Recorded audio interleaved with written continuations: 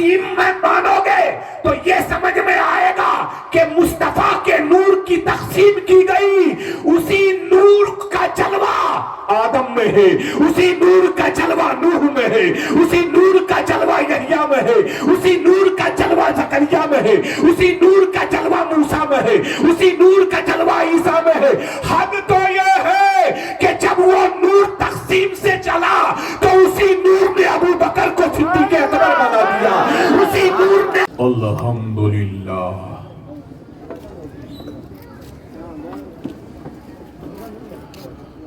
الحمدللہ رب العالمین والعاقبۃ للمتقین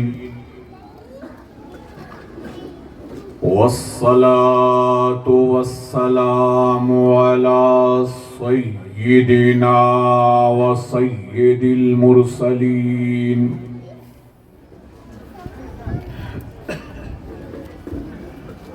والصلاة والسلام على أشرف الأنبياء والمرسلين والصلاة والسلام على من كان نبيا وآدم بين الماء والطين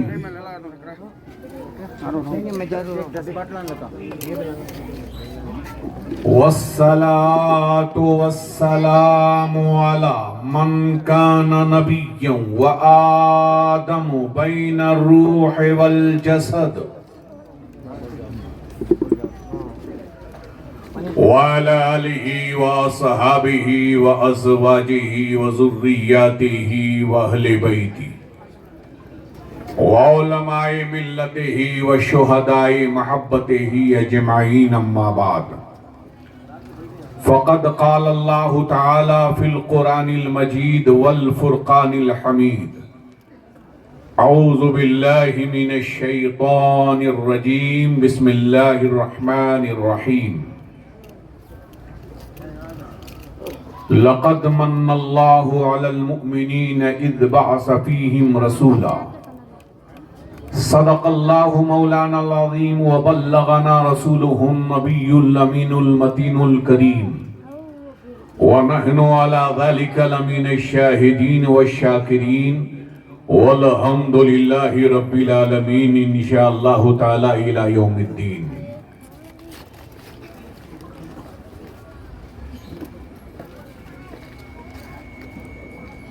منبر رسول پر جلوہ افروز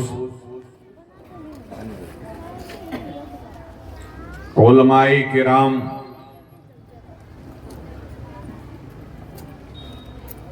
بالخصوص ہمارے محترم حضرت علامہ مولانا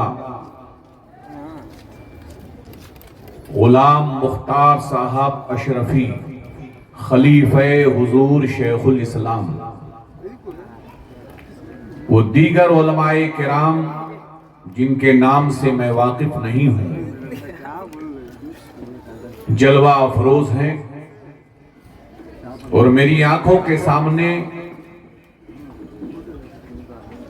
الحمدللہ رسول پاک صلی اللہ تعالی علیہ وسلم کی سنت کو لیے ہوئے اہل سنت کا یہ اجتماع الحمدللہ میری آنکھوں کے سامنے قابل سلام ہے۔ سبحان اللہ۔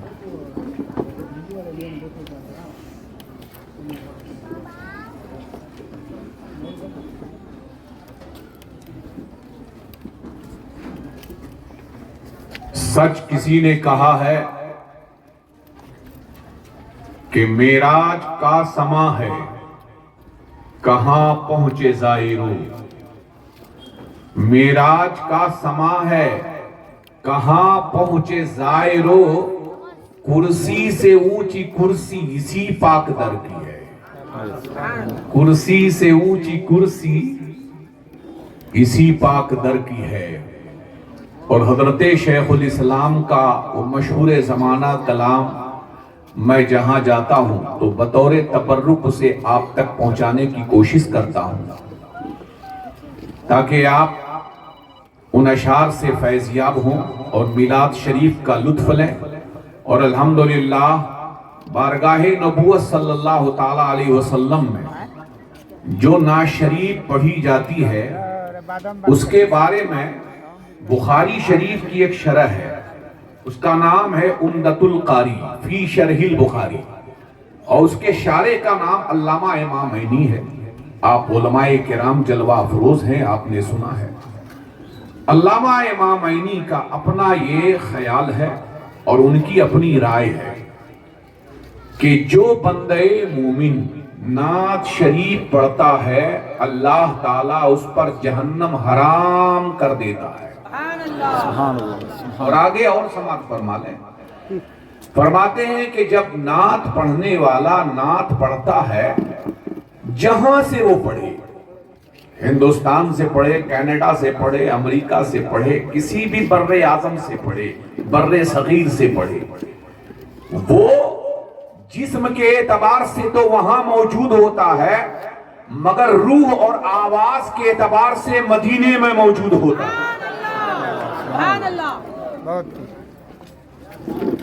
آگے علامہ امام عینی لکھتے ہیں کہ نہ جانے کتنے حضرات، چاہے علامہ امام بوصیری ہو، چاہے حسان ابن ثابت ہو، نہ جانے کتنے بزرگان دین اللہ کے ولی جب بارگاہ مصطفیٰ میں حاضر ہوئے اور انہوں نے نعت شریف سنایا تو مصطفیٰ جان رحمت نے اتنا عطا کیا کہ لینے والے کا دامن تنگ پڑ گیا، نبی کے دینے میں کمی نہیں ہوئی۔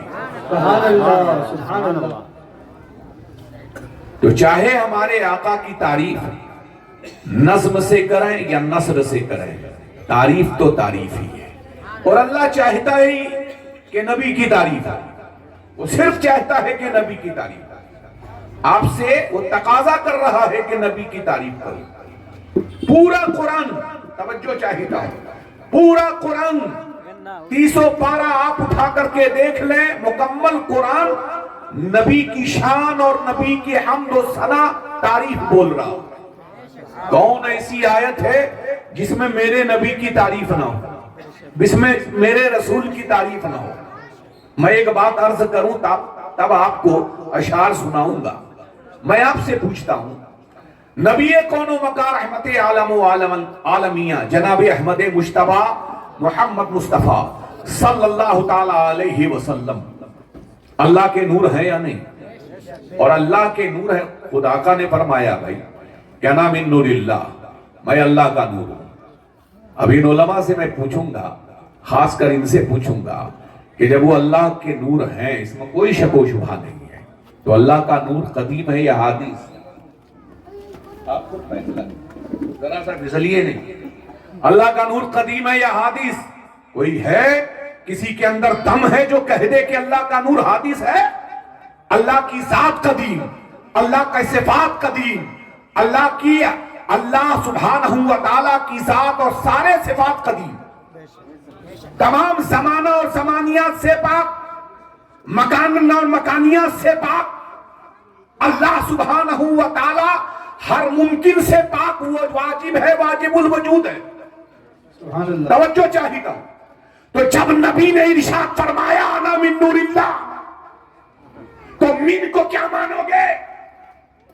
اگر من کو باسیت کا معنی مانو گے، من تبعیضیہ مانو گے، تو معنی یہ ہوگا کہ اللہ کے نور میں سے بعض مصطفیٰ کا نور ہے۔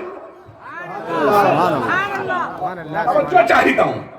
اور اگر لفظ من کو کل کے معنی میں بولو گے تو آپ کہو گے اللہ سبحانہ و تعالیٰ کی تجلی کا کھل جلوہ مصطفیٰ کا نور ہے۔ ذرا علمی گفتگو توجہ چاہتا ہوں۔ اور اگر من کو تقسیم میں مانو گے تو یہ سمجھ میں آئے گا کہ مصطفیٰ کے نور کی تقسیم کی گئی، اسی نور کا جلوہ آدم میں ہے، اسی نور کا جلوہ نوح میں ہے، اسی نور کا جلوہ یحییٰ میں ہے، اسی نور کا جلوہ زکریا میں ہے، اسی نور کا جلوہ موسیٰ میں ہے، اسی نور کا جلوہ عیسیٰ میں ہے۔ حد تو یہ ہے کہ جب وہ نور تقسیم تقسیم سے چلا تو اسی نور نے ابو بکر کو صدیق اکبر بنا دیا، اسی نور نے عمر فاروق کو فاروق اعظم بنا دیا، ارے اسی نور نے رب کعبہ کی قسم عثمان غنی کو غنی جیسا صحابی بنا دیا۔ اور جب وہ نور